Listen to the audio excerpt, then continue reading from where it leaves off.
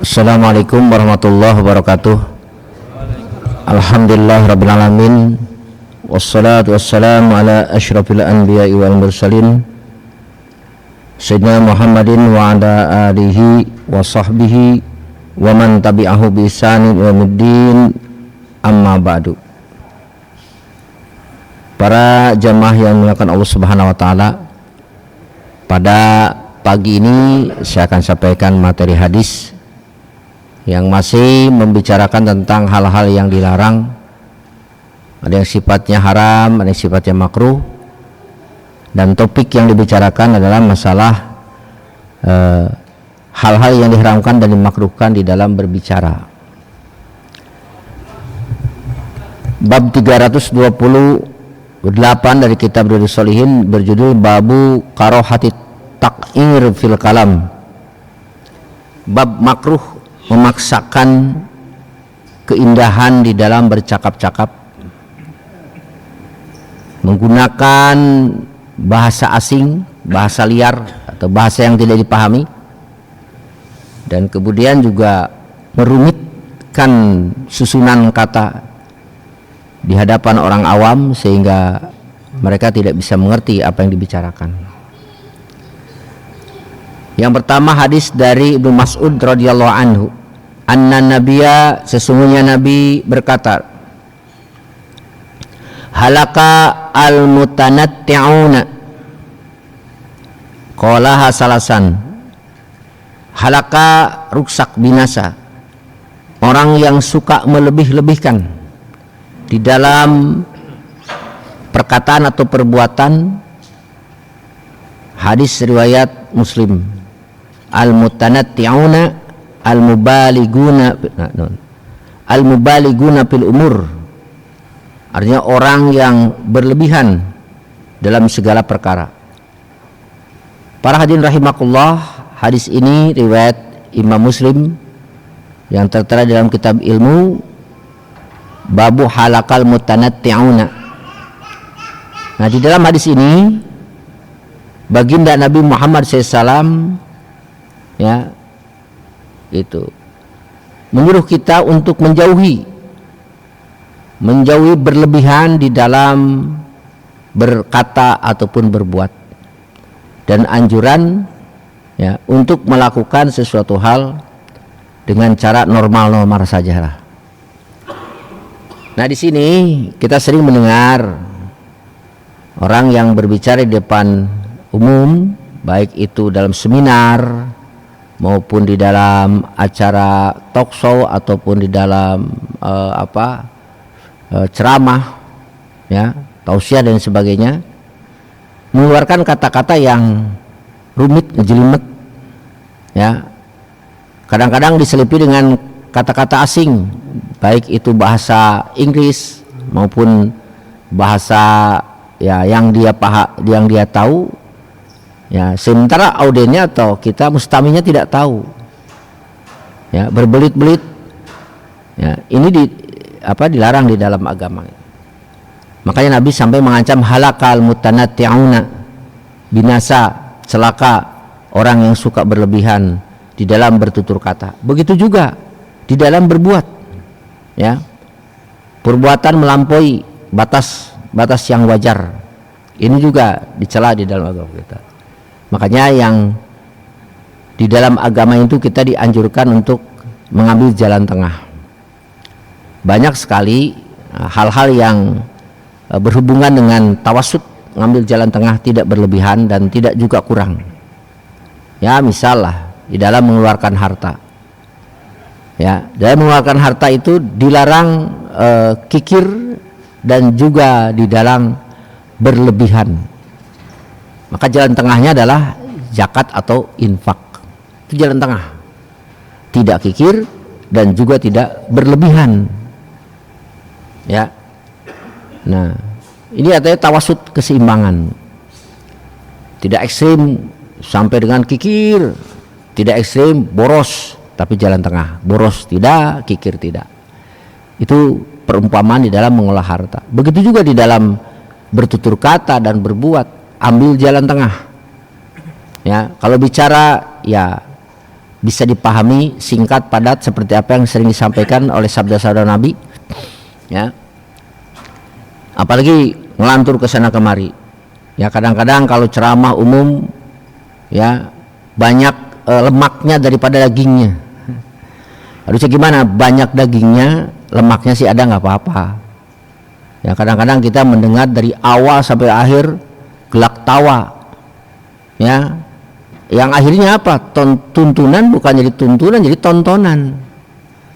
Sehingga yang datang, mau kemana? Sana yuk. Mau nonton.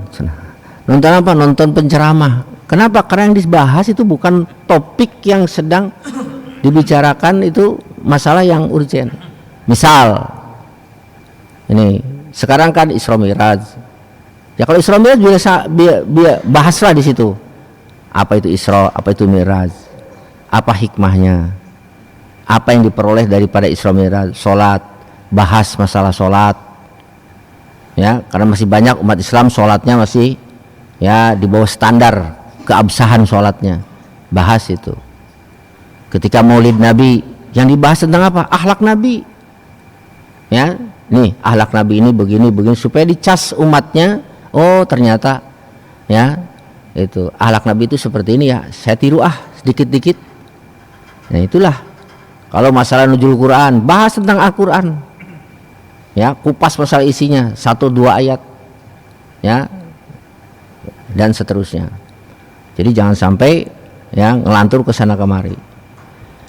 Kemudian juga dari Abdullah bin Amr bin As radhiyallahu anhuma, anna Rasulullah SAW qala, innallaha, sesungguhnya Allah, yubghidu, benci Allah, tidak suka Allah, al-baligha minar rijal, ya, dari yang berlebihan, minar rijal, dari laki-laki. Jadi Rasulullah SAW, innallaha yubghidu, Allah itu, ya, membenci kepada seorang yang berlebihan, ya, di dalam berbicara, yatakhallalu bilisanihi, ya, menyela-nyela dengan lisannya, kama tatakhallat baqarah, sebagaimana suka menyela-nyela di dalam berbicaranya, seekor sapi.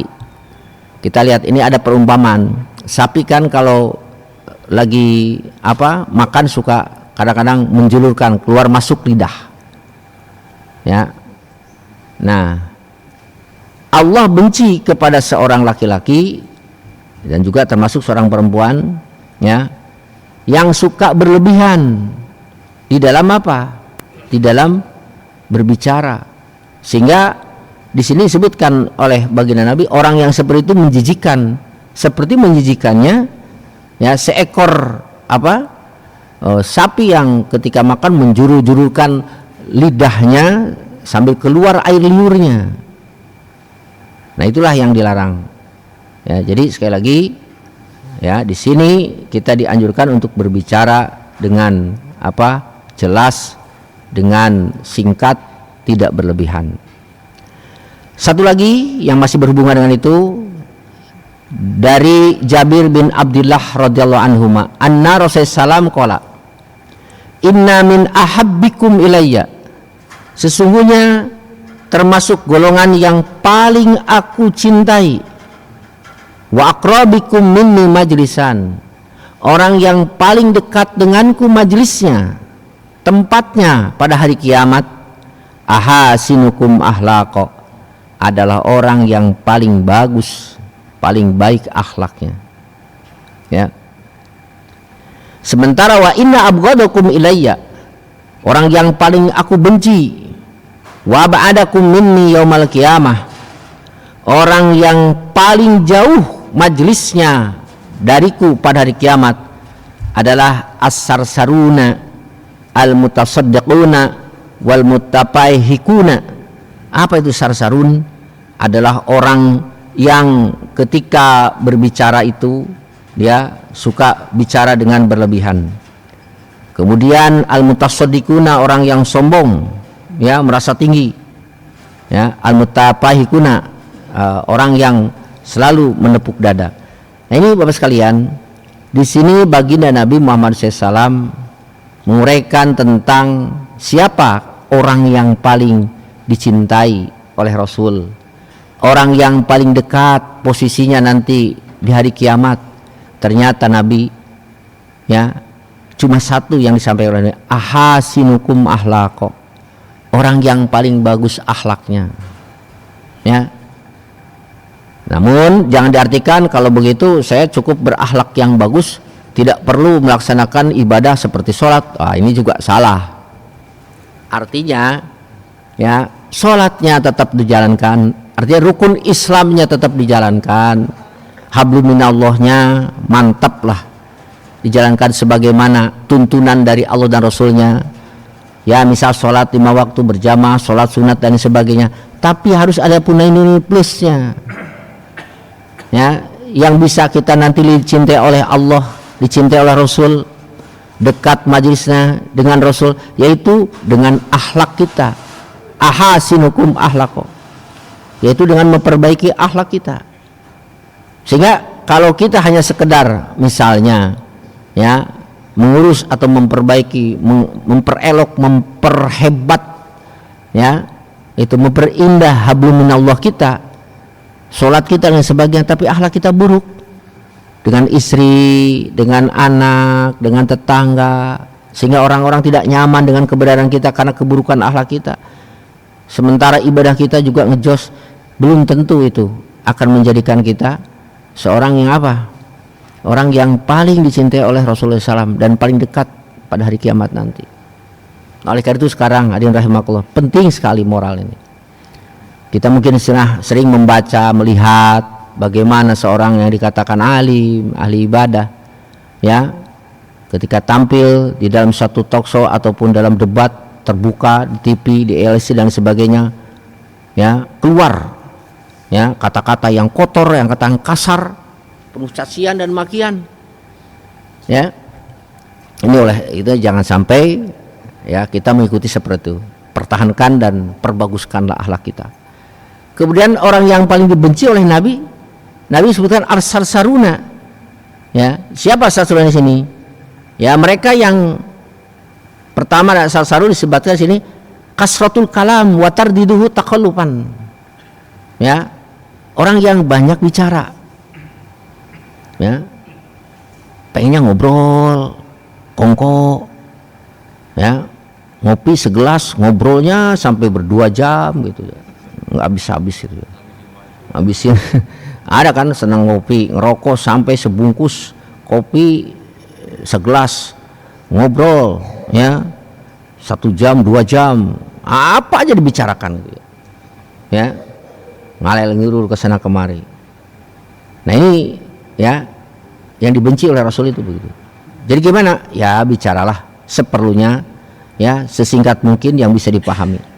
Kemudian mutasaddiquna, nah tasadduk itu artinya mempasihkan, dalam artian memperindah perkataan ya, dalam artian supaya kelihatan wah ini kata-katanya ya, kalau orang Sunda bilang malapah gedang lah, tertata, kalau ujungnya semua, kalau a semua, tidak perlu seperti itu ya, itu tasadduk namanya.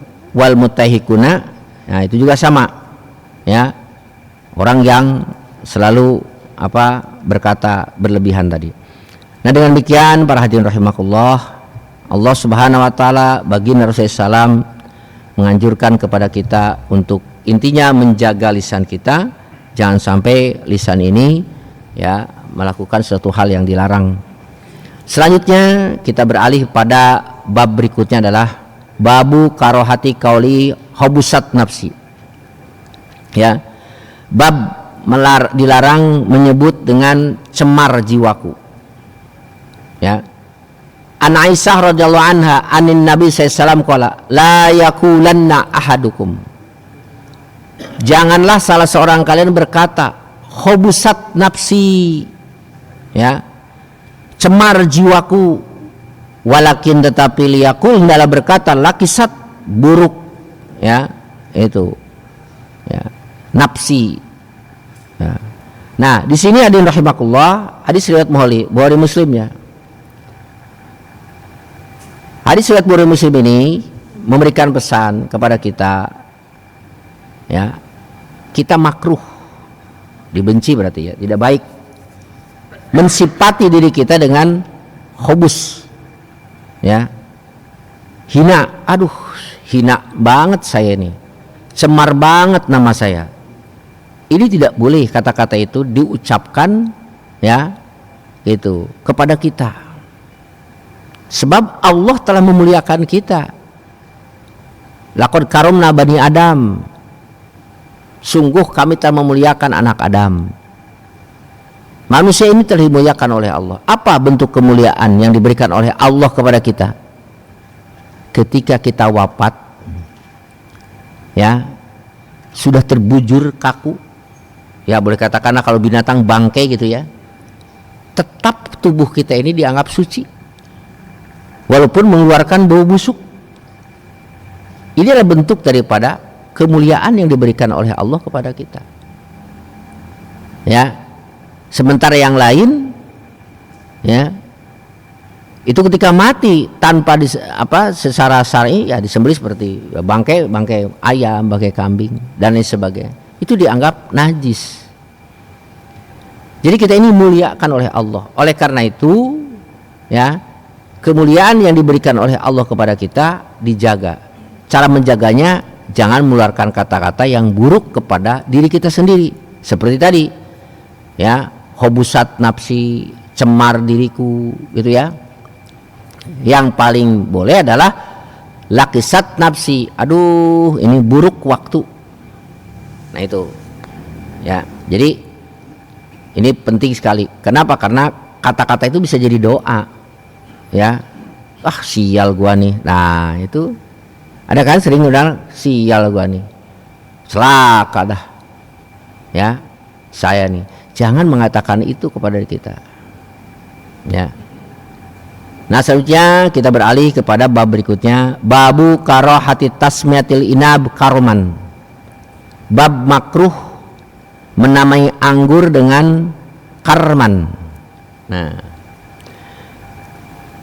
dari Abu Hurairah radhiyallahu anhu, karmu itu mulia, ya. La tusammul inabal karma. Jangan, nah ini nyambung dengan tadi, jangan namai anggur dengan karma. Karma itu mulia. Painal karma al muslim, sesungguhnya yang mulia itu adalah orang muslim, ya. Dalam riwayat ini katakan painnamal karma qalbul mu'min, sesungguhnya karmu itu mulia itu adalah orang mukmin, ya. Nah, hadirin rahimakumullah, ini pun ada hubungan dengan kita penting menjaga berbicara, sehingga jangan sembarangan untuk mengatakan sesuatu dengan sifat A atau sifat B. Contohlah anggur. Kata Nabi, jangan dinamai anggur itu dengan karmu. Kenapa? Karena anggur itu walaupun manis, itu banyak efek buruknya, Pak, ya. Satu yang mungkin saya rasakan, suka menyebabkan datangnya batuk. Nah, kemudian yang lebih ini lagi, anggur itu jadi bahan pokok, salah satu jadi bahan pokok minuman keras. Arak itu kan dari anggur, ya. Makanya khomar, definisi apa itu khomar? Khomar al-muttakhadatu min ma'il inab. Definisinya, khomar itu air yang diperas, yang disuling dari anggur, ya. Terus ketika sudah menjadi khomar si anggur tadi, maka hukumnya najis, ya, najis. Jadi kalau kita terciprati khomar itu harus dicuci karena najis. Kemudian juga haram dikonsumsi, diminum, sebagaimana firman Allah, innamal kham, ya, khamar itu adalah perbuatan yang minuman yang najis, rijsun, ya, najis, kotor, maka harus dijauhi. Nah itu, jadi jangan disebut karmu. Nah, apa yang disebut karmu? Kita lihat sekarang, korma. Karmu itu korma yang kita sebentar lagi akan rame. Mungkin sekarang juga sudah mulai, Pak, ya. Itu. Tamar, di Arab itu kan ada kita sebutlah kurma, ya, kurma, ya. Kalau bahasa Inggris kan date ya. Nah, di sana disebutnya tumur, jama dari tamru. Kalau kurma kering namanya tamru, kalau kurma basah inab. Itu orang Indonesia menyebutnya kurma. Senada dengan karmu, mulia. Kenapa? Buah kurma itu Pak, sesuai dengan namanya, sangat mulia. Ya. Dari mana kemuliaannya? Kita lihat dari segi kesehatan, dari segi tumbuhan. Pertama, tumbuhan kurma itu ya, pohonnya sangat rindang sekali daunnya. Kemudian ya, kalau kita perhatikan hampir mirip dengan pohon kelapa. Kalau kita telaah pohon kelapa, itu hampir semuanya bermanfaat. Betul nggak? Pohonnya bisa dibikin kayu. Terus dahannya, dulu orang tua saya, nenek saya suka menjadikan kayu bakar, ya kan? Kemudian ya, daunnya, ya, batang daunnya itu bisa menjadi sapu lidi. Daunnya bisa menjadi apa? Ya, bisa menjadi kupat janur, kupat dari situ. Terus apa lagi? Bonggolnya yang dekat ke buahnya itu suka dijadikan rebung. Nah, itu enak banget itu. Betul nggak? Terus kelapa. Menjadi kelapa, kita lihat apa manfaat daripada kelapa. Dari mulai sabutnya bisa dijadikan apa? Nah, bisa dijadikan kasur dulu. Sangat bermanfaat sabutnya. Kemudian batoknya bisa jadi arang. Kelapanya ya, yang muda bisa menjadi minuman yang menyenangkan. Airnya Masya Allah luar biasa itu ya, air kelapa luar biasa. Silakan Bapak searching apa manfaat air kelapa, luar biasa air kelapa itu. Nah, pohon kurma itu tidak jauh dari situ ya. Nah, sekarang kita lihat buahnya ya. Buah kurma itu ketika dikonsumsi ya, pertama saat kita sedang menjalankan puasa, yang paling disunahkan saat berbuka puasa adalah makan 3 biji kurma. Jadi ibadah makan kurma itu ya. Kemudian ketika dikonsumsi kurma itu mengandung glukosa yang tinggi dan tidak berakibat buruk kepada orang yang diabetes. Padahal manis, Pak. Ya. Nah, kemudian ketika dikonsumsi ya, tidak mudah cepat lapar karena dia mengandung gula yang sangat bagus sekali. Sehingga kalau saya sarapan dengan 3 biji kurma itu bisa kuat sampai jam 11, jam 12 ya, perutnya tidak lapar. Ternyata orang lain juga sama begitu. Nah, itulah kurma, maka layak dia dikatakan buah mulia. Nah, orang mukmin itu begitu katanya. Painal karmu mukul mukmin, orang mukmin itu harus mulia, harus seperti kurma tadi. Ya. Nah, sementara anggur jangan diberi nama kurma, karena kurma itu adalah kemuliaan. Sedangkan anggur tadi itu bisa menjadi bahan minuman keras, maka tidak layak dikatakan kurma. Ya.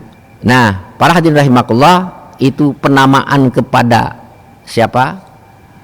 Buah saja tidak boleh sembarangan, apalagi kita ketika berbicara kepada manusia. Selanjutnya bab berikutnya, babun nahyi an wasfil mahasinil mar'ah rajul.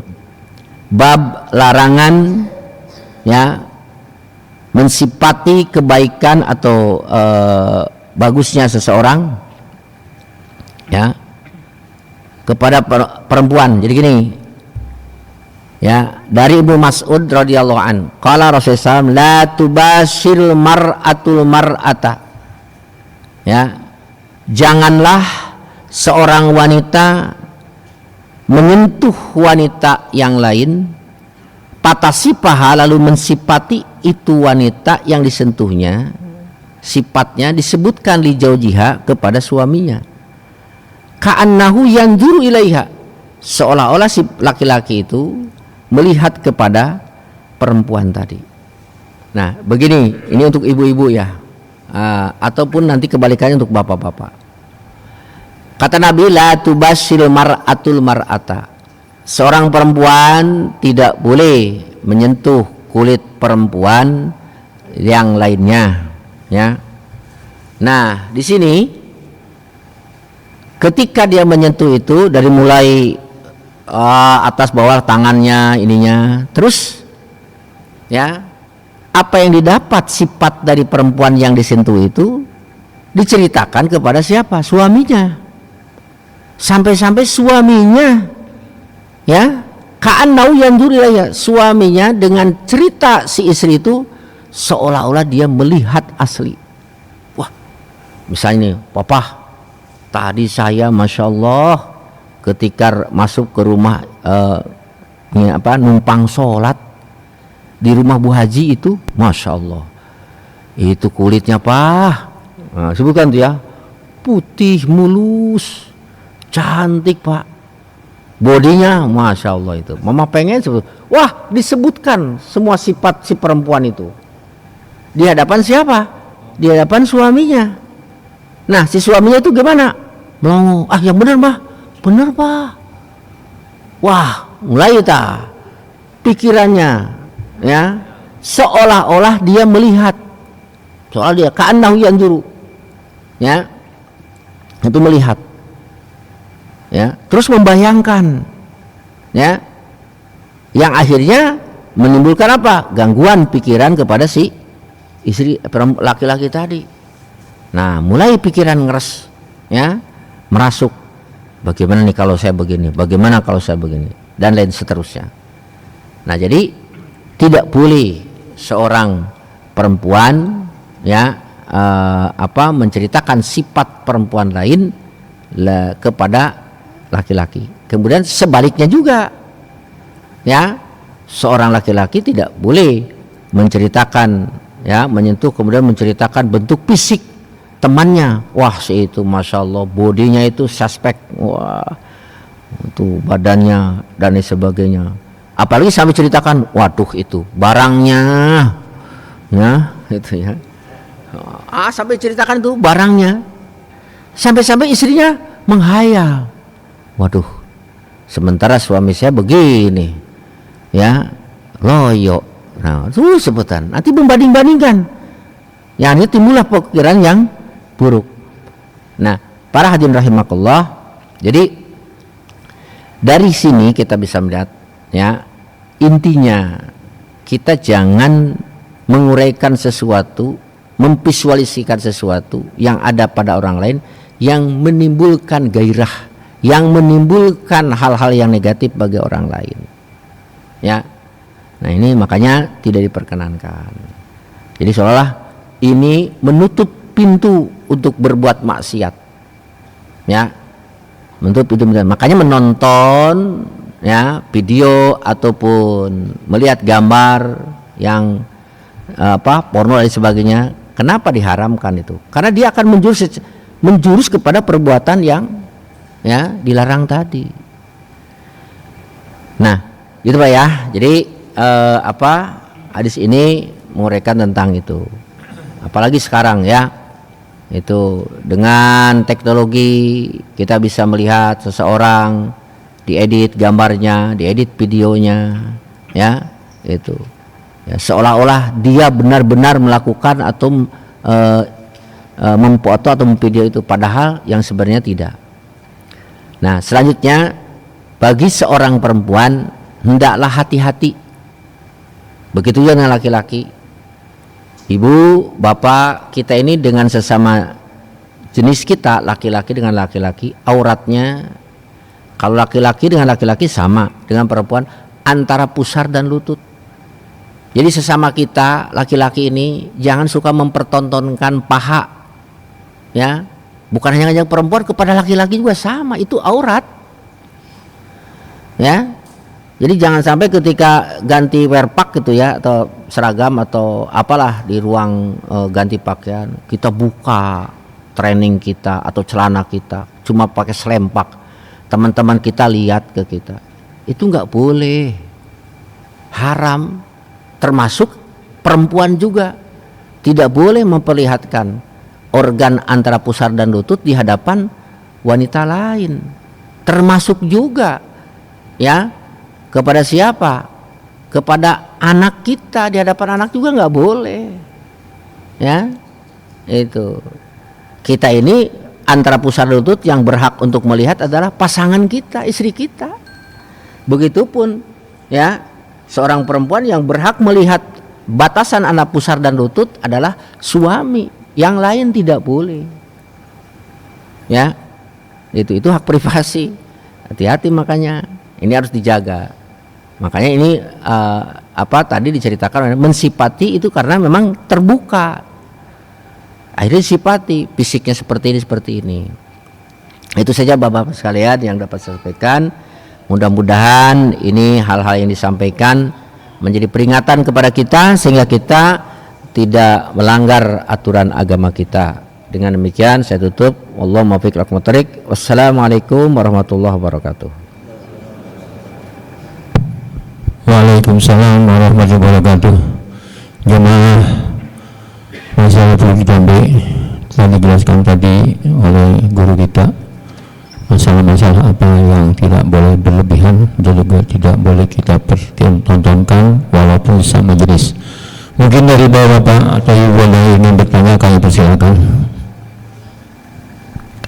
Silakan sebelah kiri. Baik.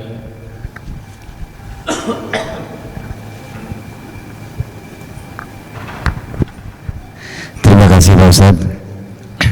Izin bertanya Pak Ustadz terkait berlebihan. Contoh kasus, saya datang ke tempat teman gitu, kemudian diberikan makan, Ya. diberikan makan nasi, kemudian nasi tersebut udah dikasih kuah, ternyata kalau dihabisin kita terlalu warak gitu Pak. Itu seperti itu Pak, apakah boleh kita habiskan? Seperti contoh saya makan mie ayam nih Pak. Mie ayam itu kan porsinya gede Ya. kalau nggak dihabiskan sayang. Kalau dihabiskan terlalu kenyang banget atau berlebihan Pak, apakah dibolehkan? Kalau dibungkusan nggak ini Pak, nggak etis. Kita coba, makasih. Ya. Allah kan berfirman kulu wasrobu wala tusrifu. Ya.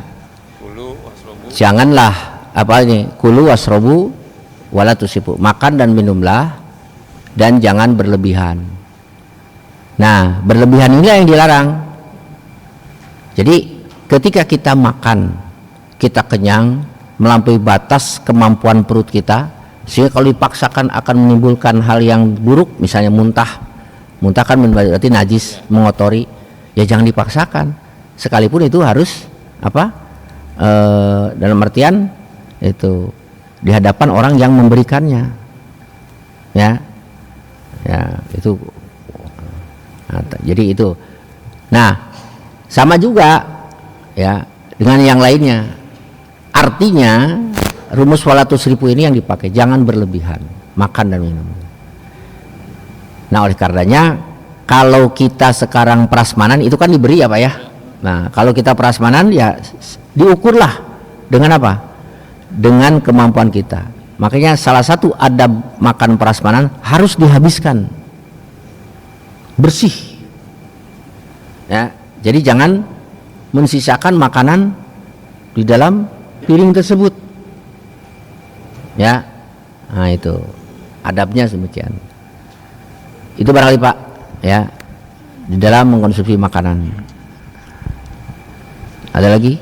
Baik, masih ada yang lain?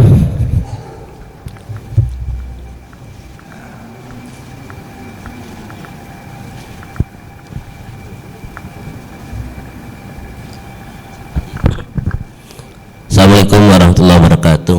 Waalaikumsalam. Pak Kiai, saya ingin bertanya, ada dua yang tadi disampaikan oleh Pak Kiai.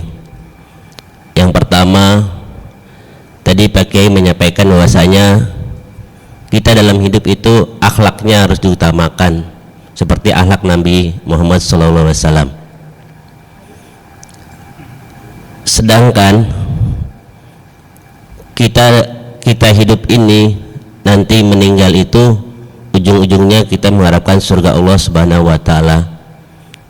Itu kalau saya tidak salah surga itu ada yang, kalau saya baca-baca di internet, ada yang bilang 7, ada yang bilang 8, dan ada yang 10. Itu akhlak tersebut itu masuk di surga yang mana Ustaz? Dan asbabul nuzulnya itu bagaimana Ustaz?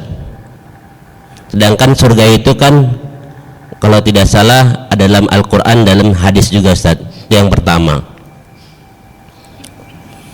Yang kedua, dalam surga itu juga ada pintu, kalau saya tidak salah ada pintu zikir, agak nyimpang dikit.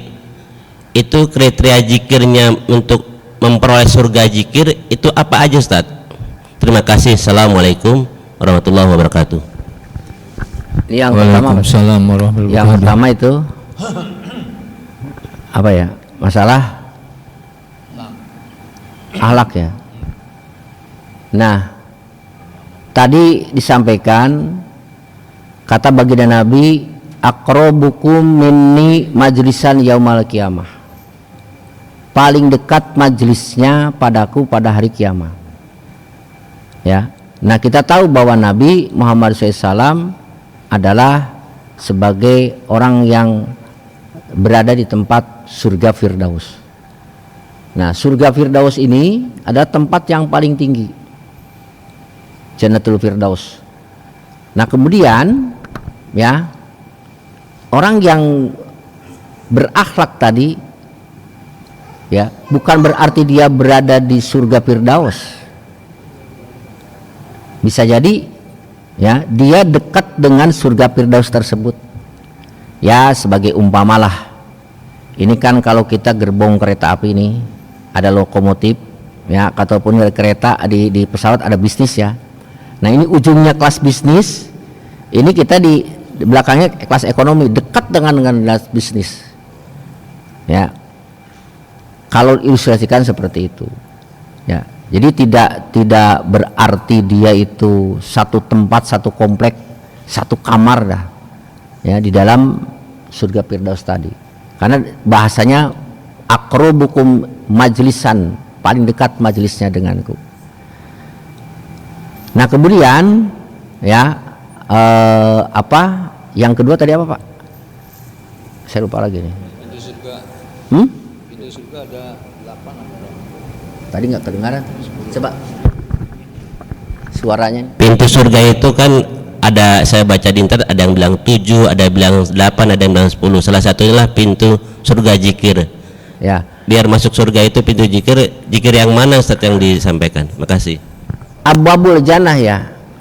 Abwabul Jannah, pintu-pintu surga itu ya, memang surga itu ada 7 ya, nama surga tuh Firdaus, surga Aden ya, kemudian juga Darussalam ya, seperti juga level-level apa neraka gitu ya.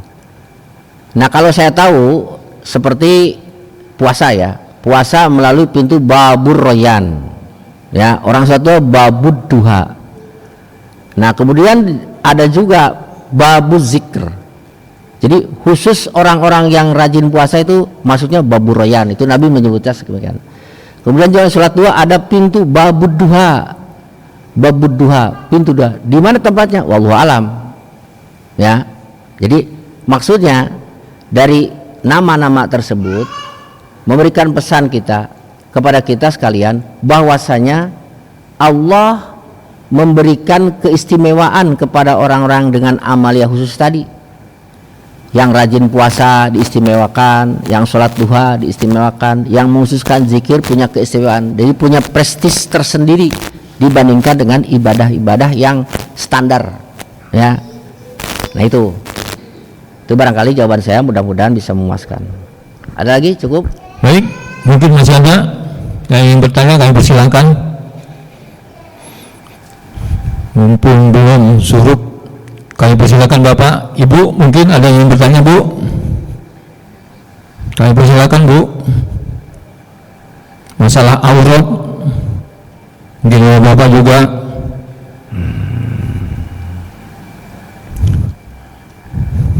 Yang lain mungkin? Bapak Haji Cukup Pak. ingin bertanya? Alhamdulillah, Bapak Haji Maskur. Ayo Pak. Assalamualaikum warahmatullahi wabarakatuh. Ustadz, di dalam surat Yasin itu sudah dicantumkan wa ma 'allamnahu syi'ra wa ma yanbaghilah in wa illa dzikrul lil alamin.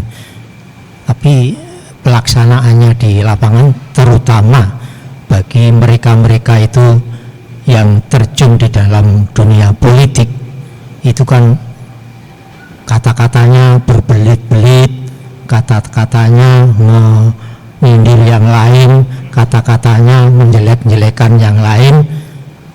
Sementara pada saat mereka perang dingin itu berperang dalam pantun-pantun gitu.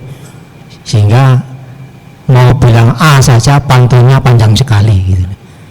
Itu gimana Ustadz?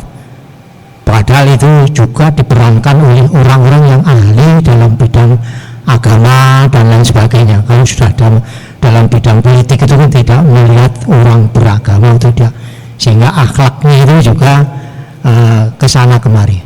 Demikian Ustaz. Assalamualaikum warahmatullahi wabarakatuh. Ya. Waalaikumsalam warahmatullahi wabarakatuh. Waalaikumsalam. Bapak sekalian, memang fenomena yang sekarang terjadi itu ya seperti sampaikan oleh Bapak tadi ya. Saya juga kadang-kadang suka bertanya, apakah demokrasi atau berpolitik itu harus mengalahkan agama? Nah, itu. Ya.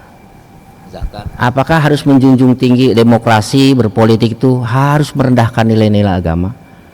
Jelas tidak boleh. Demokrasi, politik ciptaan manusia, agama itu akhlak ciptaan Allah dan Rasulnya. Dalam artian ketika kita berpolitik, berdemokrasi, agama tetap harus dijunjung tinggi. Silahkan pakai berpolitik tapi pakai dari ilmu agama. Bagaimana menyampaikan pesan ya ketika ya boleh katakanlah seperti kampanye ataupun menyampaikan program-program. Banyak tuh contoh-contohnya orang yang mulia berpolitik bahkan menjadi sultan, negarawan yang namanya tertulis dalam bintang emas. Contohnya Umar bin Abdul Aziz. Dia menjadi wali karena dia menjadi pemimpin, Pak. Ya, dia menjadi waliullah, kekasih Allah. Namanya dikenang ya, justru ketika dia jadi apa? Jadi pemimpin. Ya, jadi pemimpin. Oleh karena itu Bapak sekalian, kita pun jangan fanatik terlalu buta dengan politik tersebut. Simpatik pada si A si B. Kenapa? Karena berpolitik itu ujung-ujungnya kekuasaan. Ya contohlah sekarang Anies dengan Ahok kemarin bermusuhan. Kalau sekarang kan bermesraan. Siapa tahu nanti 2029 dia akan mencalonkan yang satu jadi wakil presiden, Aniesnya, kemudian Ahok jadi pasangan. Makanya nggak ada politik itu untuk menjunjung wah nanti kalau saya jadi ini nanti syariat agama Islam bakal begini. Bohong, Pak. Yang dicari kekuasaan. Ya, buktinya sekarang kan bermesraan. Ya, sok aja lihat 2029 bisa jadi mereka pasangan. Kan biasa-biasa aja lah. Jangan terlalu, biasanya kita itu jangan terlalu menganggap suatu hal yang wah, ya, euforia, ya, itu aja. Saya juga terus terang tidak suka berpolitik yang akhirnya akan menjurus kepada hal yang seperti tadi, lisan tidak terjaga, perilaku juga tidak terjaga. Ya orang yang bisa ya silakan, yang mampu. Cukup barangkali Pak ya. Saudara. Baiklah jemaah yang dimuliakan Allah Subhanahu wa taala. Setelah kita dengarkan tadi paparan-paparan banyak, semoga saja menjadi tolabul ilmi kepada kita, menjadi perhatian pada kita, pelajaran pada kita bagaimana hidup kita ini tidak usah terlalu berlebihan dan juga secukupnya lah kita hidup ini bagaimana diajarkan oleh Rasulullah SAW. Mari kita tutup tali kita ini dengan membacakan kifatul majlis. Subhanallah wa bihamdika asyhadu an la ilaha illa anta astaghfiruka wa atubu ilaik. Billahi taufiq wal hidayah. Wassalamualaikum warahmatullahi